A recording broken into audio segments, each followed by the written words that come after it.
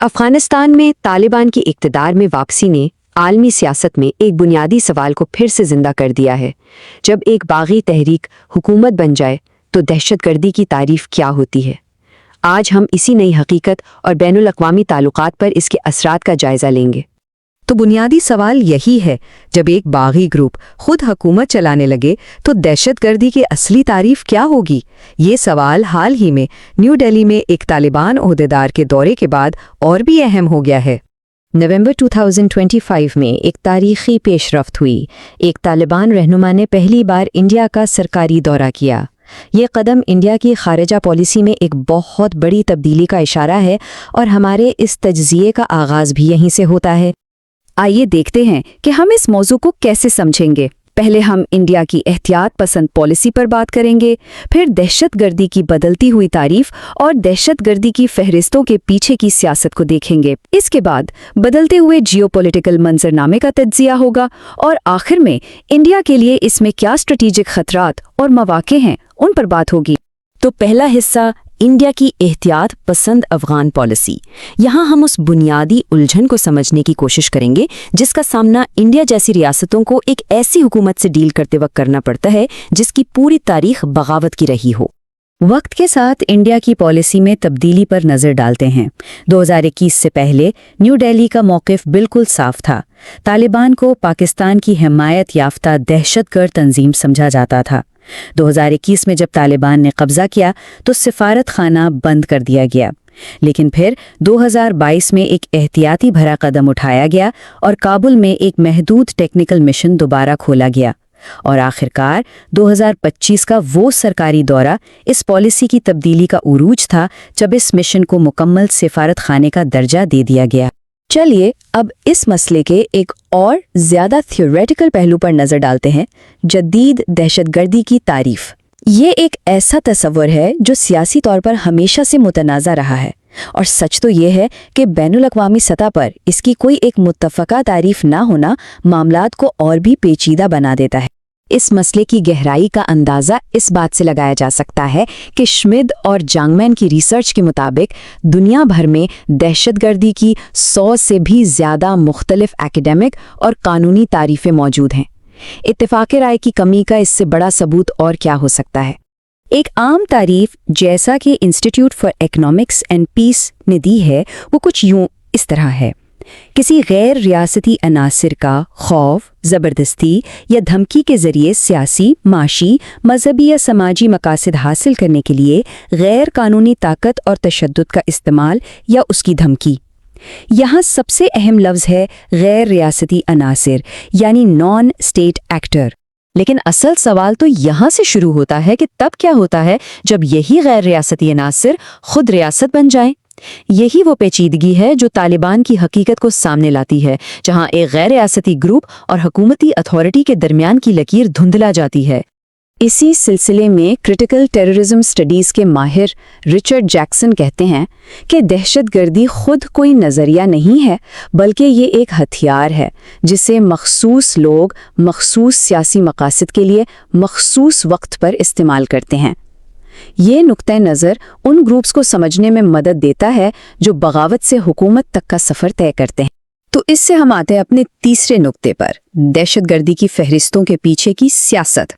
اس حصے میں ہم دیکھیں گے کہ ریاستیں کس طرح دہشت گرد تنظیموں کی فہرستوں کو اپنی خارجہ پالیسی کے ایک اہم آلے کے طور پر استعمال کرتی ہیں، جو اکثر ریئل پالیٹک کی عکاسی کرتا ہے۔ تو سوال یہ ہے کہ آخر یہ گروپس ڈیزگنیٹ کرتا کون ہے؟ یہ اختیار یونائٹڈ نیشنز سیکیورٹی کونسل کے پاس ہے۔ امریکہ کے پاس اپنی فورن ٹیررسٹ آرگنائزیشنز یعنی FTO لسٹ کے ذریعے ہے۔ اس کے علاوہ علاقائی ادارے ہیں اور انڈیا جیسے ممالک کی اپنی قومی فہرستیں بھی ہیں۔ دراصل یہ فہرستیں تعریف کے پیچیدہ مسئلے سے بچنے کا ایک عملی یعنی پریگمیٹک راستہ ہے۔ اسی پولیٹیکل سلیکٹیوٹی یا سیاسی انتخاب کی ایک بہت واضح مثال دیکھیں۔ ایک طرف امریکہ نے طالبان کو بطور تنظیم کبھی اپنی FTO لسٹ میں شامل نہیں کیا، حالانکہ ان کے لیڈرز پر پابندیاں ہیں۔ دوسری طرف سیریا میں حیات تحریر الشام کو 2025 میں اسی لسٹ سے نکال دیا گیا اور اسے جیو پولیٹیکل حقائق سے ایک پریگمیٹک مطابقت کہا گیا۔ اور یہ رجحان صرف امریکہ تک محدود نہیں ہے، علاقائی طاقتیں بھی طالبان کے ساتھ اپنے تعلقات کو نارمل کر رہی ہیں، جیسا کہ یہ چارٹ دکھا رہا ہے۔ رشیا نے 2025 میں، جبکہ قازقستان اور کرگزستان نے 2024 میں طالبان کو اپنی قومی دہشت گرد فہرستوں سے نکال دیا۔ یہ خطے میں بدلتی ہوئی سوچ کی عکاسی کرتا ہے۔ اس سب کے پیچھے ایک بڑی جیو پولیٹیکل تبدیلی کام کر رہی ہے۔ افغانستان سے امریکہ کے انخلا نے ایک بہت بڑا پاور ویکیوم یا طاقت کا خلا پیدا کیا ہے، جس نے پورے خطے کی سیاست کو بنیادی طور پر بدل دیا ہے۔ ذرا پیچھے جا کر 20 سال کی دہشت گردی کے خلاف جنگ کو دیکھیں تو اس کا آغاز 2001 میں افغانستان پر امریکی حملے سے ہوا، پھر 2003 میں عراق پر حملہ کیا گیا۔ اسی دوران آئیسس جیسے نئے بین الاقوامی گروپس ابھرے اور اس سب کا اختتام 2021 میں افغانستان سے امریکہ کے غیر منظم انخلا پر ہوا، ایک ایسا واقعہ جس نے موجودہ صورتحال کی بنیاد رکھی۔ تو اس پاور ویکیوم کو پر کون کر رہا ہے؟ یہاں کئی پلیئرز میدان میں ہیں۔ چائنا اپنا معاشی اور سفارتی اثر و رسوخ بڑھا رہا ہے۔ رشیا نے طالبان حکومت کو رسمی طور پر تسلیم کر لیا ہے اور انہیں ISI خراسان کے خلاف ایک اہم ساتھی مانتا ہے۔ اس کے برعکس پاکستان کے ساتھ طالبان کے تعلقات TTP اور سرحدی کشیدگی پر مسلسل خراب ہو رہے ہیں، جبکہ امریکہ کا کردار اب زیادہ تر انسانی امداد دینے والے ملک تک محدود ہو گیا ہے۔ اور اب آتے ہیں آخری اور سب سے اہم حصے پر، خاص طور سے انڈیا کے نقطہ نظر سے اسٹریٹیجک خطرات اور فوائد۔ یہاں ہم ان مخصوص حساب کتاب کا جائزہ لیں گے جن کی بنیاد پر نیو دہلی نے طالبان کے ساتھ دوبارہ رابطے قائم کرنے کا فیصلہ کیا۔ یہ ٹیبل انڈیا کے سامنے جو اسٹریٹیجک الجھن ہے اسے بہت اچھی طرح سمجھاتا ہے۔ ایک طرف ممکن فوائد ہیں، خطے میں اثر و رسوخ برقرار رکھنا، ایک اہم انسانی امداد فراہم کرنے والے کا کردار ادا کرنا اور طالبان پاکستان کے بگڑتے تعلقات سے فائدہ اٹھانا۔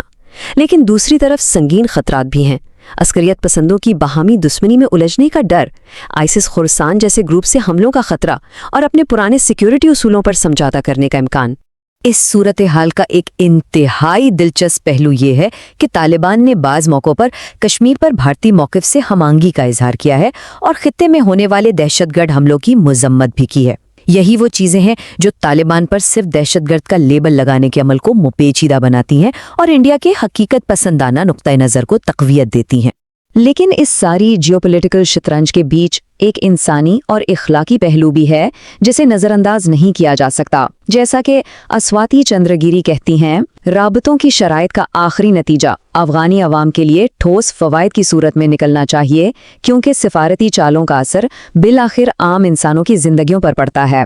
تو آخر میں ہم اس بنیادی سوال پر رک کر سوچتے ہیں، جیسے جیسے عالمی طاقت کا توازن بدل رہا ہے، کیا کسی ریاست کی خود مختاری کے لیے صرف زمین پر مؤثر کنٹرول ہی کافی ہے، یا اس کی قانونی حیثیت یعنی لیجٹمیسی کے لیے عوام کی رضامندی اور جواب دہی بھی لازم ہے؟